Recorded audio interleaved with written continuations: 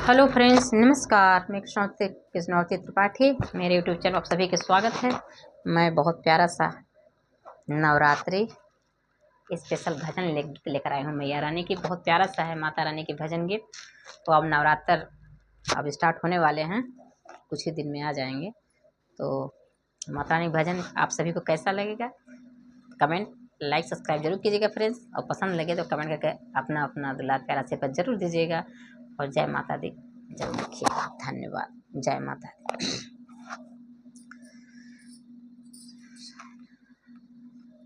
शेर व बसेल जंगल व गजब के लागे है मैया। शेर व बसेल जंगल व गजब के लागे है मैया। गजब के लागे है मैया, गजब के लागे है मैया। शेर व बसेल जंगल व गजब के लागे है मैया। शेर व बसेल जंगल व गजब के लागे है मैया। मैया दुआर कनि बियक पेड़वा, मैया दुआरे कनि बियक पेड़वा। निबियक पेड़वा मैया निमियक पेड़वा। झूरे झूरे बहेला बयरिया बहुत निक लागे है मैया। झूरे झूरे बहेला बयरिया बहुत निक लागे मैया। शेर व बसेल जंगल व बहुत निक लागे मैया। शेर व बसेल जंगल व गजब निक लागे मैया। गजब निक लागे मैया, गजब निक लागे हे मैया। शेर व बसेल जंगल व गजब निक लागे मैया। शेर व बसेल जंगल व गजब निक लागे हे मैया। मैया दुआरे एक अढ़उल फुलवा, मैया दुआरे एक अढ़उल फुलवा। अढ़उल फुलवा मैया अढ़उल फुलवा। गम गम गम के गम गम गम के दुअरिया गजब निक लागे हे मैया। गम गम गम के दुअरिया गजब निक लागे हे मैया। शेर व बसेल जंगल व गजब निक लागे हे मैया। शेर व बसेल जंगल व गजब निक लागे हे मैया। गजब निक लागे हे मैया, या गजब निक लागे हे मैया। शेर व बसेल जंगल व गजब निक लागे हे मैया। शेर व बसेल जंगल व गजब निक लागे हे मैया।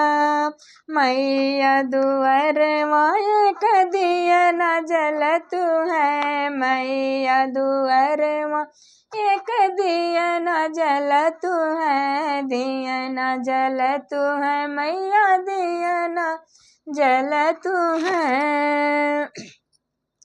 मैया दुआर एक दिया न जलत है। लह लह लह के दुअरिया गजब निक लागे मैया।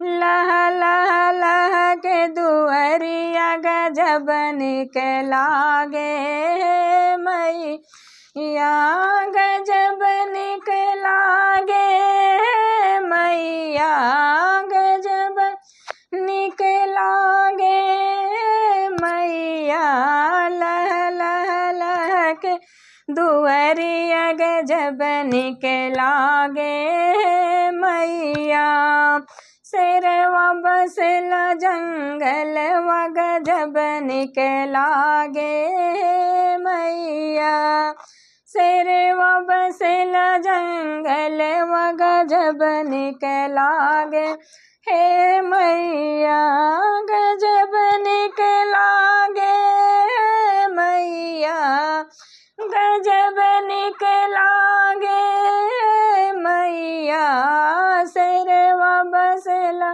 जंगल व गजब निकलागे मैया शेरवा बसला जंगल व गजब निकलागे हे मैया मैया दुआरे एक तुलसी के पेड़वा मैया दुआरे एक तुलसी के पेड़वा तुलसी के पेड़वा मैया तुलसी के पेड़वा मह मह मह के दुअरिया गजब निकलागे हे मैया मह मह मह के दुअरिया गजब निकलागे मैया गजब निकलागे मैया गजब